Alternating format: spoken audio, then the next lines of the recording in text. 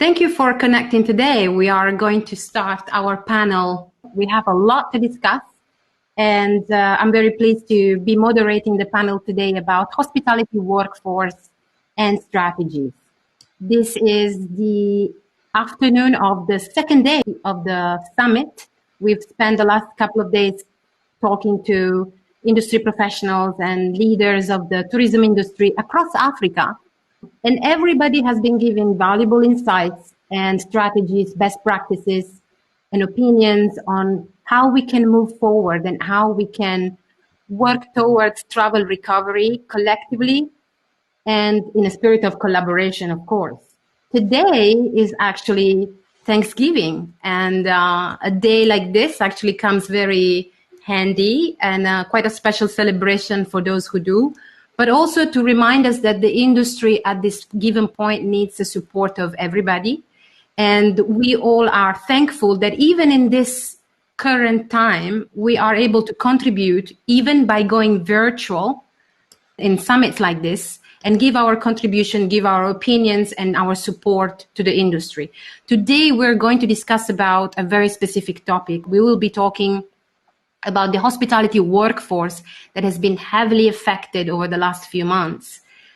Of course, travel recovery is a B2C message, sort of saying it's towards our consumer, but it's also, and most importantly, towards the people that are working in the industry. I will be your host and moderator for the session today. I'm based in Mauritius. My name is Dolores Semeraro, and I've been working in hospitality and tourism for the past 15 years. And guess what? Over the last few months, I found myself thinking that the industry that I love and live and breathe actually needs help. And here I am giving the support that the travel organizations need to go on a journey towards travel recovery. And I'm pleased to be joined today by a panel of experts that is an international panel and very specifically skilled on hospitality workforce. And from the UK, I have the pleasure of having Eric Rogers, the founder, the man himself of Eric Rogers Global Hospitality Technology Services. Thank you for joining. Thank you.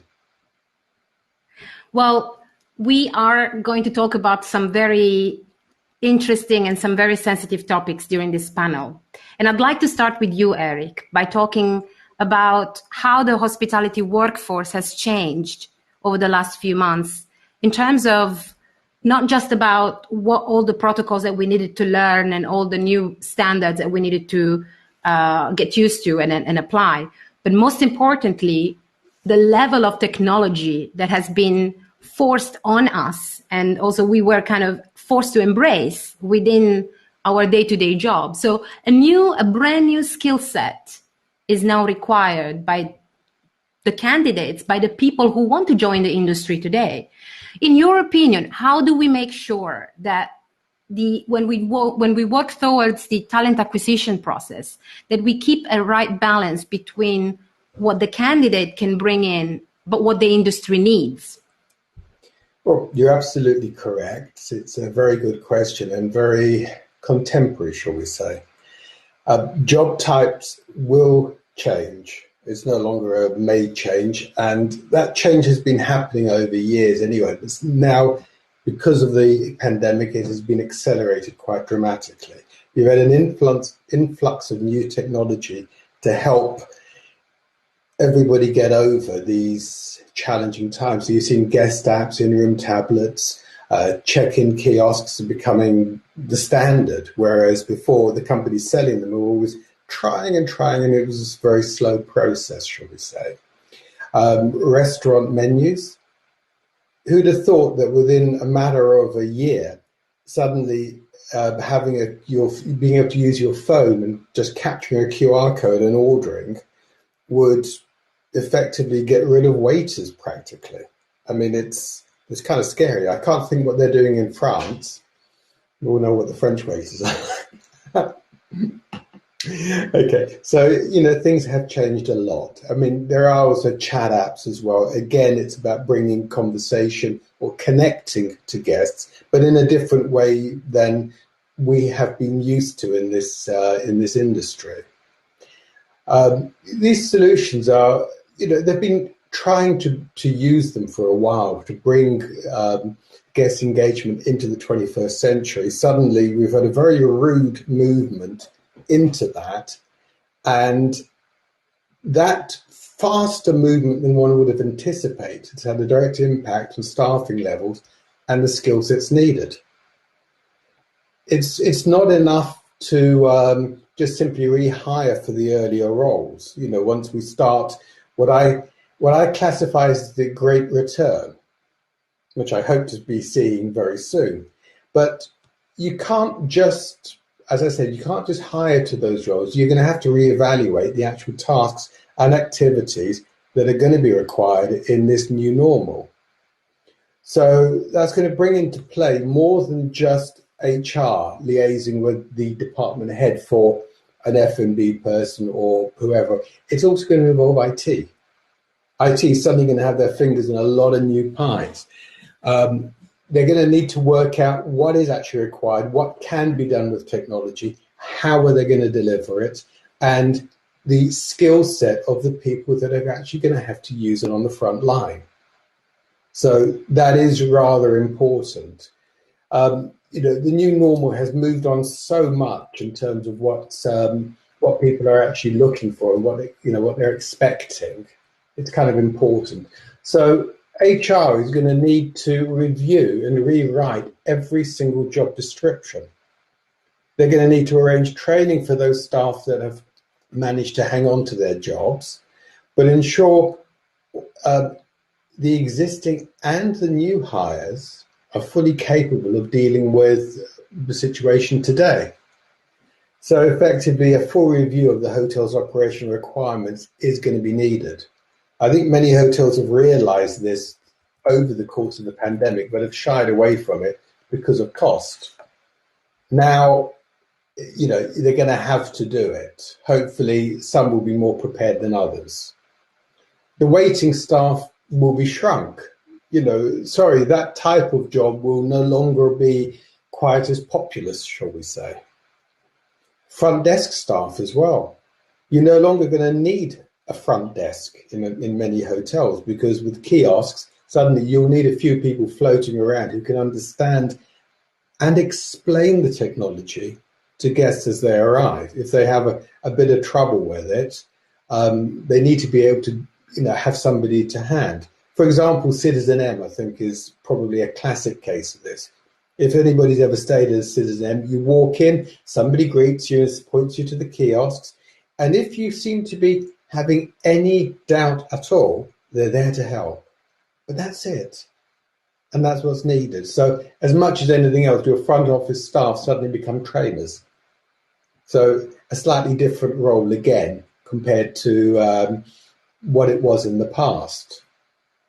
It's quite important to highlight that there are countries where the technology input is a given. It's normal. It's part of the day-to-day process. It's easier to embrace. Yes. In other countries, instead, where technology is a little bit more challenging, connectivity is a challenge. So when it comes to, let's say, the old ways, the traditional ways, even by the new normal, we have to retrain the workforce and look at ways how they can express themselves, how they can serve the guest of tomorrow within what they need by preserving their own health and also the health of the guest. So when technology, I love a saying that goes like, we let the technology do what can be automated so that we as human can do what can be exceptional. And I agree 100% with that, yes.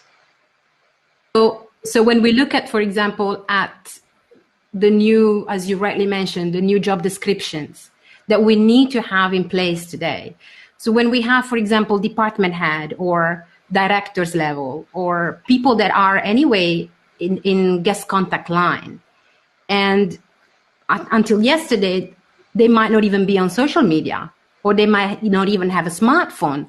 But now these people are required to be quickly problem solving a difficulty that a guest can have with technology. And for that, we need a new skill set. Absolutely. I mean, there's going to be a lot of changes in what's required, and I think it needs to be looked at from the corporate level as well. You need to work out what's going to be suitable, what types of people you're actually going to need tomorrow or now today in your hotel. Because again, it may not be the type of people that you had in the past. Even on the IT side, some of the IT skill sets that are going to be required will be different. It was interesting what you were saying regarding internet access, and you're absolutely right. There are some countries where it's a given, and you can get fiber to the house or whatever else it is. In other countries, it's a little more challenging. I know where you live in Mauritius, it can be a little challenging. I've seen the cabling. A friend of mine showed me how it all sets up. So it's kind of, yeah, okay. Yeah, it works well in some cases, but it is true that we cannot always run to call the IT manager when the guest has an issue with an iPad or a QR code or an app. But either way, we have an opportunity to retrain the team, and probably as we move forward and we embrace and we hire people that are within the millennials, for example, we don't actually need to train them. They need to train us on what technology is today. So when we look at, it's true. Yeah, it's not something I would dispute at all. Millennials find it very, very comfortable and very easy to work. And they're already sort of heading into this new normal themselves, just the way they communicate and connect with each other. I mean, we didn't discover this, they did. They already started, with the technology. They already moved past Facebook. I mean, I'm still using Facebook. They're on Instagram, they're on this, they're on that. The way they communicate with each other, the way they consume everything is completely different, and the world has turned. Thankfully, I mean, could you imagine if this had happened sort of 30 years ago before internet at home?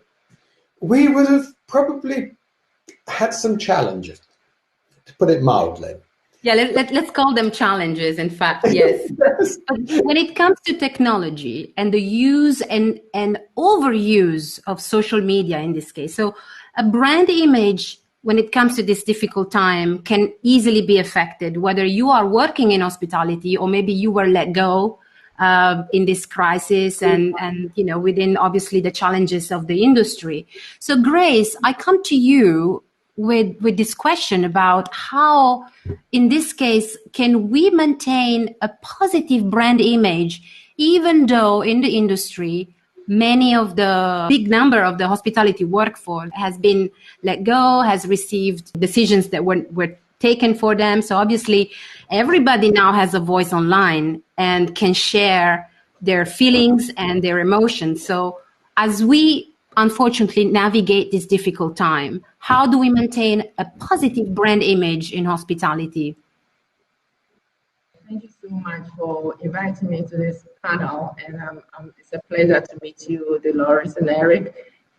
I'm just amazed to be part of this team. With the pandemic, COVID-19, it really hit the hospitality industry, and especially in Ghana. We were locked down for a while. And how we handled it at Accra Marriott to make sure that we kept our brand image and our work culture is by being the preferred employer. We actually engaged all our stakeholders. We engaged our owners, we engaged our leadership, we engaged the Marriott International and our associates at the very beginning in March when it hit Accra, Ghana. And what we did was we kept all our staff on, and we discussed about reduced work hours and reduced salary. And everybody agreed with that, with all the stakeholders. So we kept our people, and our competitors said in Accra, we are the 5-star hotel. All our competitors' staff was not as so nice as we did. We kept all our team on till about September, when we knew that the business was not recovering and the revenues are not coming in, and we cannot continue to keep everybody on. So what we did was we ensured that we took care of our people. The people that had to let go was contracts that need to be renewed at that point. we don't know the future. We don't know what's going to happen. So we can't continue to renew people that was on annual renewable contract. We can't continue to renew that. So those are the only people that we let go. That will start in August and September gradually. That kept our brand image as Marriott International. We put people first. Putting people first means we put our associates first. We put our guests first. So we cared about them, and the best associates that were let go, we tried to find them a job. We tried to place them in sister hotels. Marriott has a website that we partner with companies that are actively hiring. So we took them there. So we are known as the preferred employer, the preferred company to work for. So we use that to keep our brand image as our culture of putting people first. Because we know if you let go of people, you let go of a family, you let go of community. So we try our best for the longest time to keep people on. So we realized that this business is not going to recover anytime soon. That's why we made decisions to not renew people's contract that were due. That's how we did ours. Thank you.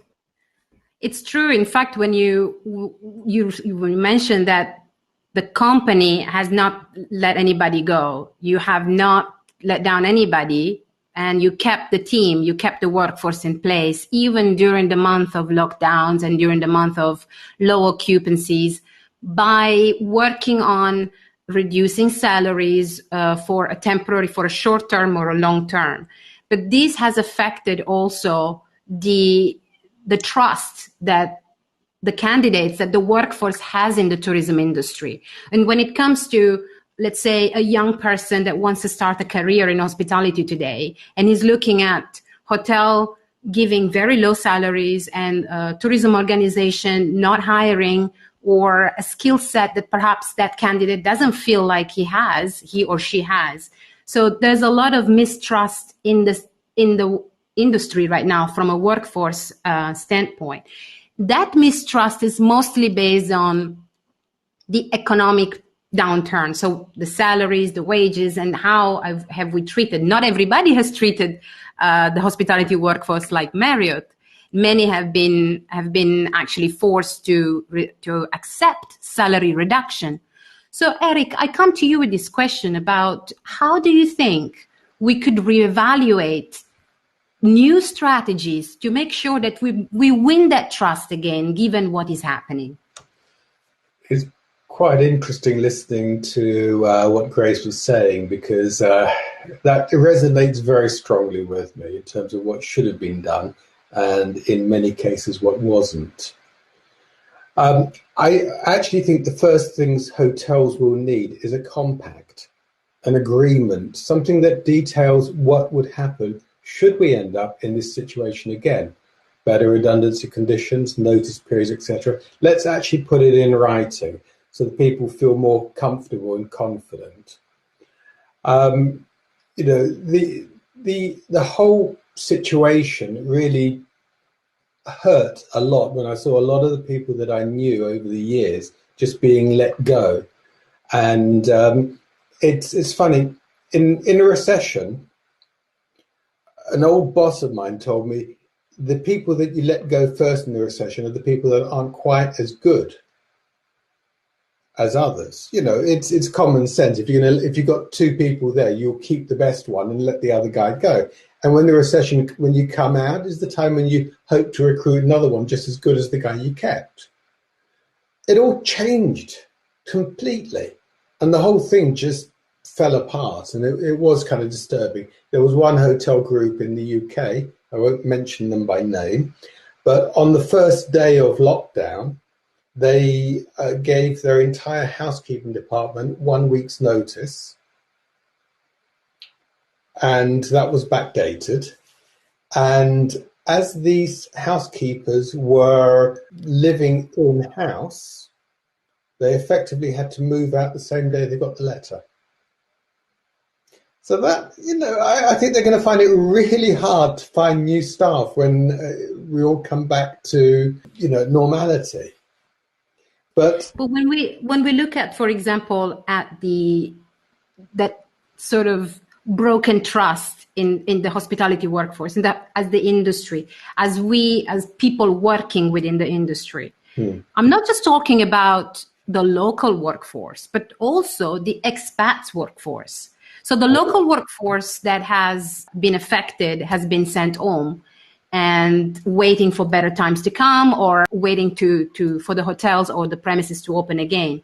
But when we look at the expat workforce, we've had many cases of people having to completely leave the country and relocate as a matter of days by knowing that they were no longer required. So when it comes to re-strategizing within the workforce in terms of rebuilding that trust, Eric, do you think we should look at the local workforce first, or we should equally we should keep that eye open on the international workforce? Well, I'd like to think we should be looking at the hotel level at the local workforce first. There are going to be more senior roles, which traditionally with companies like Marriott, you have your website, you move around within the group, and it gains these people some very special capabilities. You've got people at senior level in Marriott who've lived all over the world, who actually understand the differences. And it's not necessarily obvious just reading it in a guidebook or spending a couple of weeks on holiday in Mauritius or Ghana. It doesn't work like that. You live the country, you understand it. So I think it would be a shame if the senior staff were just recruited locally. I think the local people in countries should be able to move cross-border. But I do think, certainly for things like housekeeping, that type of role should be recruited locally first, because there's, let's not kid ourselves, there's going to be a lot of unemployment in all our countries when we start to come out of this. But I think it's also important to make sure that those people that we do recruit, have the right skill set. But let's start off to see if we can find them locally. And I'm probably doing myself out of a job here, but it's better to say this up front. If, for most of the staff in the hotel, to bring them in from a local place is a very, very good idea. So long as they also have the language skills. That's where you start to end up with some slight issues. But I don't think, in Ghana and in Mauritius, certainly you guys are okay. You've got a multilingual community. But where you don't have that, and obviously it becomes more important, because you're only going to end up maybe with a small cohort of front desk staff wandering around now, not behind the front desk anymore. So it's important that they can deal with a multilingual guest very, very easily. So, there are going to be challenges. When you look at, as you rightly mentioned, some position could be filled by international candidates, and others could be very much looked at the local perspective. But it's all a matter of training in a way, because either you are in a senior position or in a junior position, you are given the chance to bring in international expertise in the organization. So for example, at Marriott, we have an international team, and within your location in Ghana, for example, Grace, you've seen that a lot of candidates and a lot of, the senior team, the management team, the employees, they all work together to learn what's required of them during the current times. And what is required of them today to learn? The health and safety protocols, all the things that we need to know tip top to make sure that we don't just come out the wrong way when we welcome our guests. And not just because we might not know the standard operating procedure, but most importantly because it's our health that goes with it. So how did you make sure, Grace, that the team at Marriott in Accra was well trained and prepared with all these new policy standards and procedures to follow? Okay, this is a good question. With Accra Marriott Hotel, because we didn't close up, we stayed open throughout the pandemic. We were able to train our staff that's on duty, that's working. We were able to train everybody. We have new norm orientation program for all our associates. So we started by training everybody on the new skills, on the new normals that we are coming. We developed SOPs to ensure that all job descriptions are changed, to ensure that we stay with the workforce has changed. It's totally with the pandemic. The things we do has changed. Let's take housekeeping, for example. The housekeeping, cleanliness of guest room has changed. After every guest use, we have aerostatic sprays that we sanitize, we disinfect the rooms. Even the caution for our associates to ensure that precautions they are going in, or the PPEs that they have to wear, is all training. How they handle cleaning of the guest room is all training. So we have to train. We have to train all our staff, total staff, to ensure that we are COVID-19 protocol compliance. So we had a mandatory training for all our associates. It depends on the skill level. If you go to food and beverage, we had to ensure the setting of the tables is done differently. How we service our guests is different. If you go to front desk, how we even welcome our guests is different. The precautions we have to do. So we have on a training side of the hotel, it was all leadership, all people from directors down to everybody was given new skills training so that we stay healthy for ourselves. We want to create an environment where associates are safe to come to the workplace and our guests are safe to come to the hotel. Our guests feel that our environment is safe. If our guests in the hotel realize that we are not using the hygiene protocols, we are not using the sanitation protocols, they won't come back, they won't feel safe. So we created an environment where everybody feels safe to be around each other. We, the staff, the associate has to feel safe to be around each other. So what we did is training, and it's ongoing training.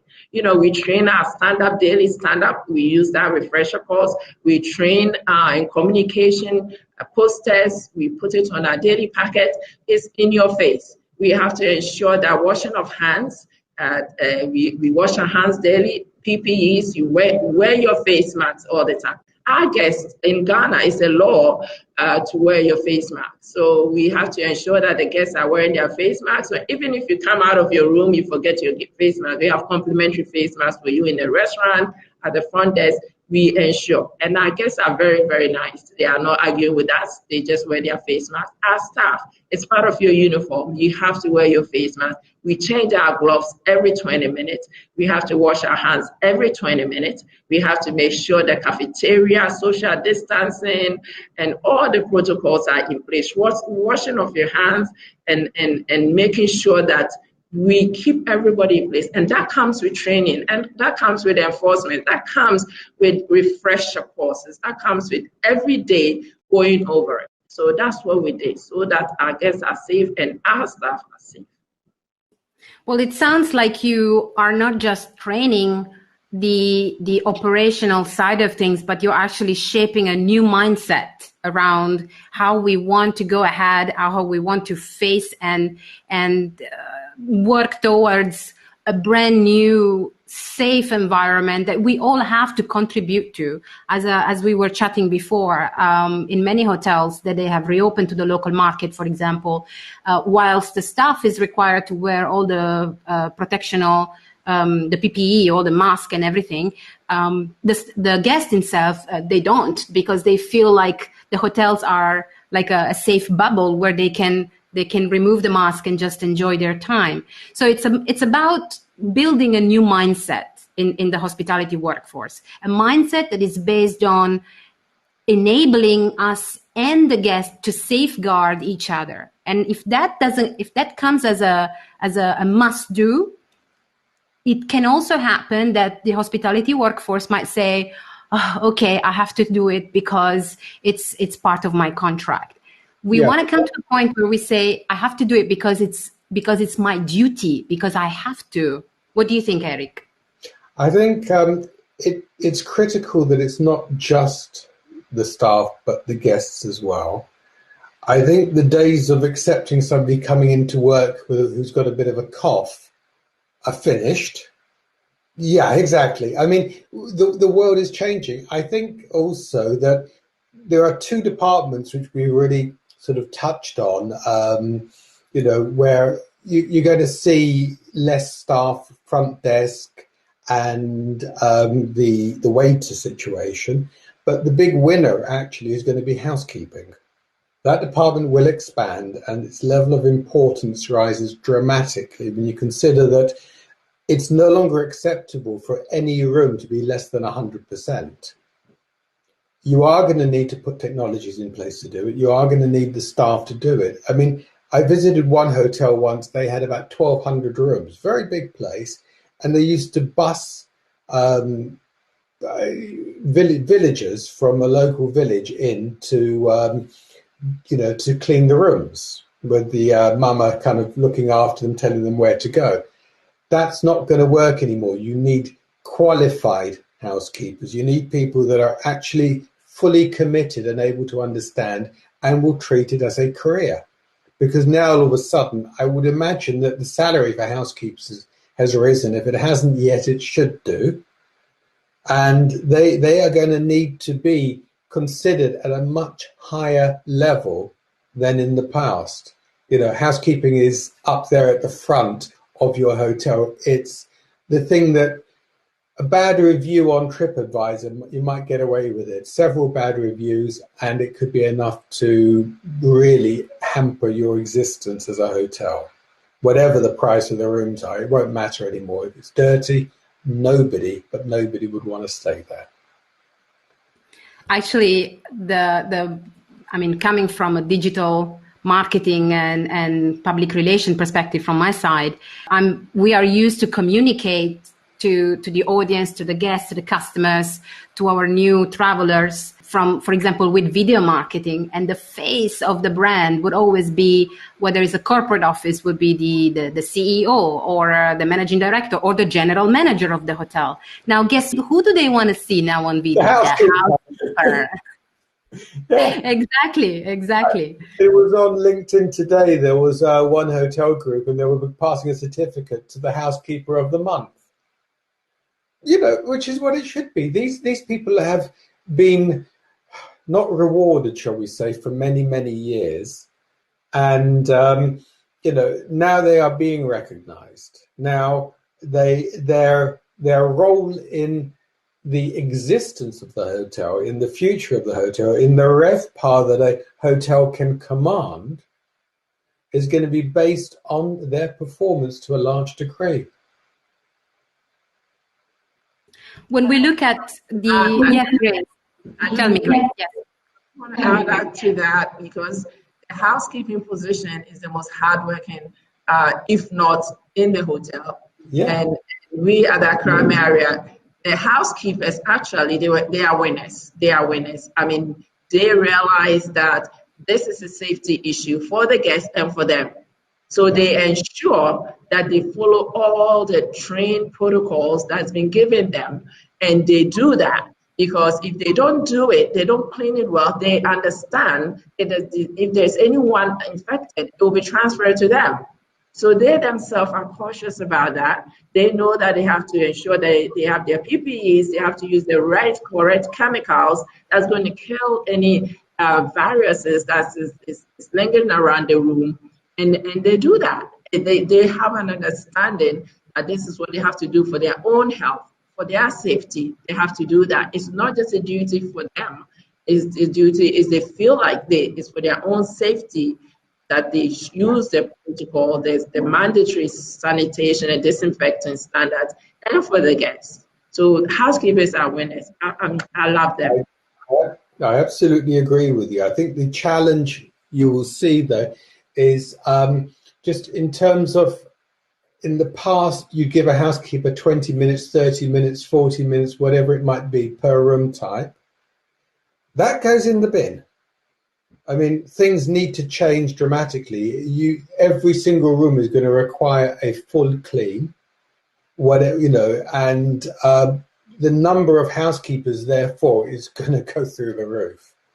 But again, the quality of those housekeepers, they need to be maintained. Now, it may well be at Marriott, you have fabulous housekeepers.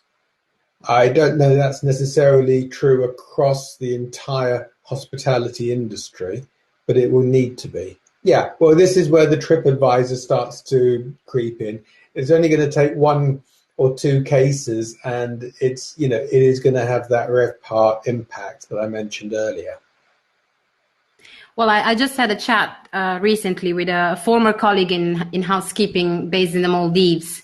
And these guys are the heroes of the hospitality workforce, because they have to deal not just with the expectation of the new standards and protocols, but also they are the ones putting their hands into all these chemicals every day. And when it comes to cost and, you know, addressing this as a matter of fact within the industry, we know that, as you mentioned, Eric, if a room would be cleaned in 30 minutes and turned around and ready for the next guest to come, right now, the housekeeping needs a thorough cleaning that might require a few hours. On top of that, the room might not be used for probably the next 24 hours before another guest comes in. So the costs are increasing within this department, and it's right to talk about it, because it's the breeding essence of what the hygiene standards are supposed to be today. Yes, absolutely. When we look at the relationship between colleagues and employees, Grace, it's a difficult time, because we've had, if not our colleagues, but probably friends that have been, unfortunately, less fortunate, and I've had like bad experiences with their employers, or they had their salary reduced or so. So there's a lot of sadness in a way within this fellowship within the workforce. But how do you make sure that, for example, within your colleagues and employees and the team, you keep the morale high, you keep the positive mindset up? We know that at this time, we have to take care of the mental well-being of our associates, because reduced salary, they don't know if all their friends in other hotels have been let go, their relatives, you know, they have relatives, they have friends in other hotels that has been let go. So there is a joke that in Accra Marriott, if you call someone to housekeeping, they think that, you know, maybe they are going to be let go. That is a mental well-being that we take care of there. We acknowledge that there's emotions involved here. COVID-19, they are scared they're going to get infected because they are working in the people industry. And being in a people industry, you can get the virus from anywhere, from your friends, from your teammates, and from the guests. So we have to ensure that we engage our staff. Marriott has partnered with MICEbz, which is a well-being company that help us train us in how to handle the associates. So their mental well-being is extremely important to us, because you don't know what's going to happen. The hospitality industry is not recovering as speedily. At this hotel, we used to do 90 to 100% occupancy with very, very high revenues in events and food and beverage. Now we don't do that, because the country is locked down. People are not coming out. We were fortunate when the lockdown was lifted.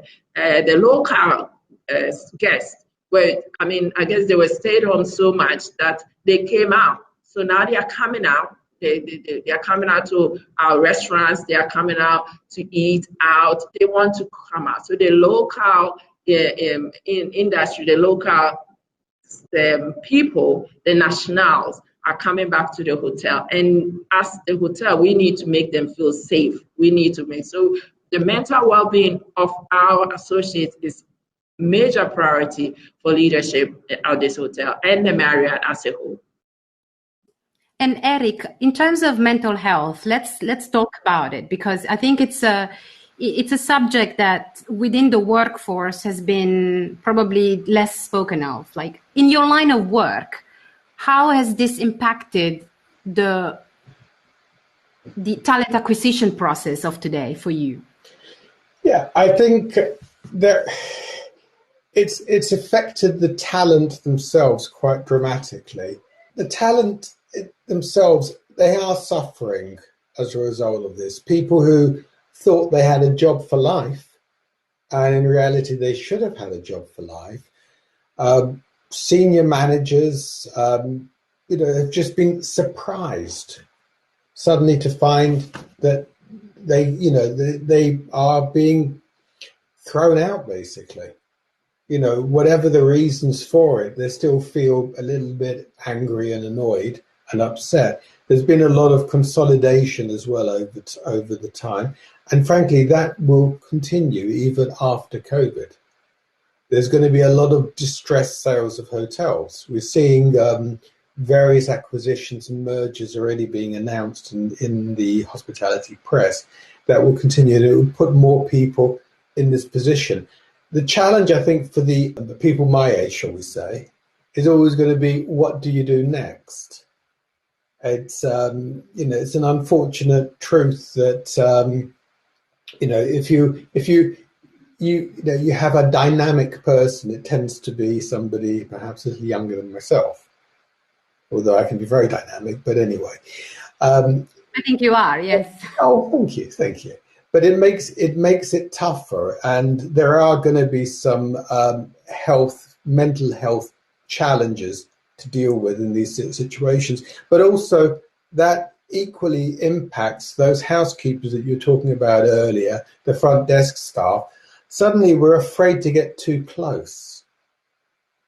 And in a hotel, that hospitality, we've been taught for years about engaging with the client. It is this one-to-one personal relationship.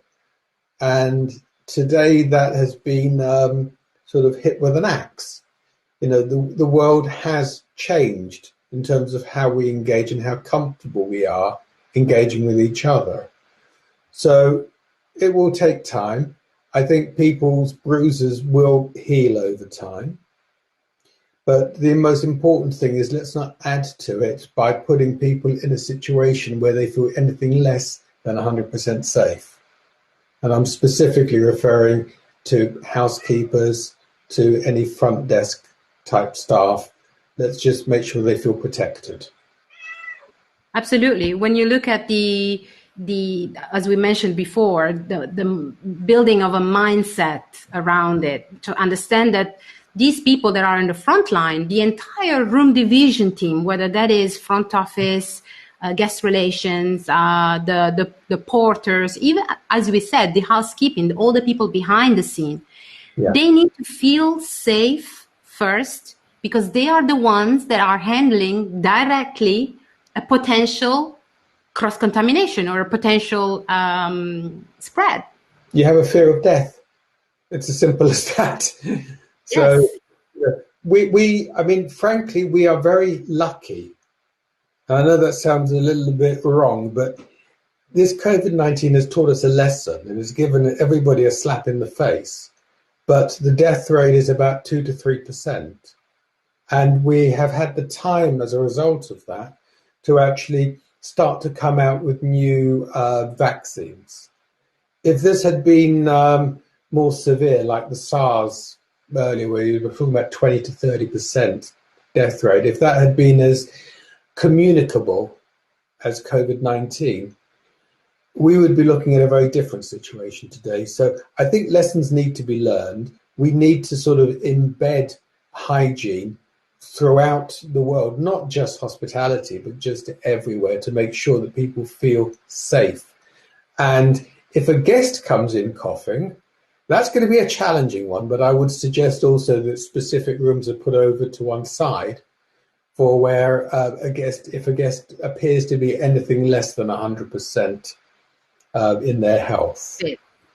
Exactly. But it's a good point, actually. Grace, what are the silver linings of the hospitality workforce for you? Like with your team at Marriott, you've been handling the whole thing from the beginning until now, and a lot has been learned, a lot has been trained upon. What are the silver linings? Where are the positives that you can, the gains that you've had out of this last month? Like I said earlier, the positives are creating an environment where the associates feel safe, and the guests feel safe. So when you create an environment, when an associate comes from home and comes to an environment where protocols, COVID-19 pandemic protocols are being enhanced or are being done at the workplace, that's the silver lining. They feel comfortable, they feel safe. Before, when the thing started, they were even afraid to get out of their house and come to the workplace because we are doing with people there. We are frontliners. So they were afraid that their teammates may get it. I'm going to clean the guest room and all that. But with information, with engaging them and giving them information, putting the posters everywhere, talking to them constantly, and making them feel comfortable, they then feel safe. Then the guests also feel, that's a silver lining. The guests enter our hotel and they feel it and they write about it on TripAdvisor. They write about it that, well, I went to Accra Marriott and these people are on top of their protocols because we make them feel safe. Because the guest doesn't feel like they want to go to a hotel and get affected with the coronavirus 19. So that's the silver line. Now the guests are coming back. Now they are coming back. They are not coming back as before, but they feel comfortable, they feel safe in the environment, they're coming back. And the staff that has the jobs, they have kept their jobs, that's a silver lining. Then we are doing multitasking. COVID has taught us to have a leaner workforce and do multitasking and cross-utilization of our resources. So other staff are retrained, cross-training in other departments. Now you don't come in and do just one task. You come in and you have to do multiple tasks, and we have to train them. So we gave them new skills. That's the silver lining, giving them new skills to do more job. And we save money. Even after the business recover, we have associated as multitasking. That we will save revenue, we save money, we save costs from ensuring that we have a leaner workforce than before. So owners are happy because you are giving them profit. Revenues we are managing our costs well. So that is a silver lining for the business, for all of us. Beautiful. And it actually shows a creative thinking out of the box mindset and approach to business. Eric, from your end, what are the silver linings? What are the opportunities that you've seen so far? I think the silver linings are really associated with technology, with our move into a new world. As I mentioned earlier, there was a slow move towards kiosks. There was, there's types of jobs that you mentioned earlier where computers can do it and giving us more free time to engage directly with the guest. Those types of technologies arriving is a good thing. The silver lining for the world as well is just, we've all sort of understood over this time the value of each other. And I think we will emerge from this when this great return happens with a newfound respect, love and admiration for the people around us. For those people that worked all the way through, from the housekeepers to some of the front desk staff and waiting staff and so on, to the shop workers, to the people that kept the supermarkets open, the people that picked up our rubbish, the people that risked their lives every day. And that's not even covering the health workers. So perhaps we might have just about emerged blinking into the light with a newfound compassion. And that would actually do for me.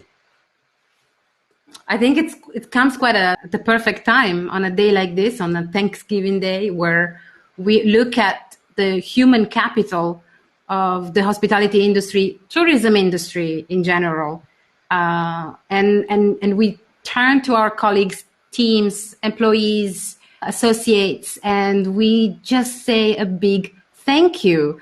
Thank you for being there. Thank you for working hard towards the recovery of this industry. We need to be really thankful that everybody was open-heartedly keen to contribute to this recovery.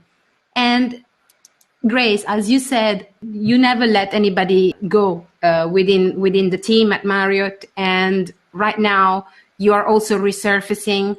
The last few minutes of our panel, I'd like to know, from a domestic market point of view, when when now we are looking at re-welcoming guests to the hotels. International travels is still tricky with all the different limitations and restrictions. So we look at the domestic travelers. So we look at our neighbors who come and stay in the hotel. So what is the relationship now between the hotel team and their own neighbors, their own fellow citizens? Is there sort of collaboration there between them, or how is the team now working with the domestic market, given that international tourism is still pretty much low at the moment? With Ghana, with Accra Marriott, like I said earlier, the domestic market is what we are getting a lot from. People were tired of staying home, so now they are coming out. They are coming out to eat, they are coming to our restaurant, they are coming to stay in our hotel. So we have to make it happen. We have to bring the recovery to the people. We have to ensure that when they come, they feel safe, they feel comfortable to come back again. So the collaboration between the nationals and the workforce is to ensure that we take care of them when they come to our hotel. At home, we have to ensure that the hygiene protocols are followed by all of us. You bring it home. What you learn at the workplace, you bring it home. And this is something that is being talked about in the nation. Proper hand washing. Ensure that you cough in your arm. Ensure that you take care of yourself, because if you are safe, your family is safe. If your family is not safe, you come to the workplace and infect people at the workplace, it will not be good for all of us. And I wanted to also correct that we didn't let people go from the beginning until August, September, when people's contract needs to be renewed. That's when we don't know the recovery process. So annual contracts were not renewed from August, September, but we kept everybody on from March to August to September with reduced hours and reduced salary, which was engaged with all stakeholders, and everybody was willing to work with it. So that's what we have done here at Accra Marriott. Thank you, Grace. And I wish to thank all of you for joining, Eric from UK and Grace from Ghana.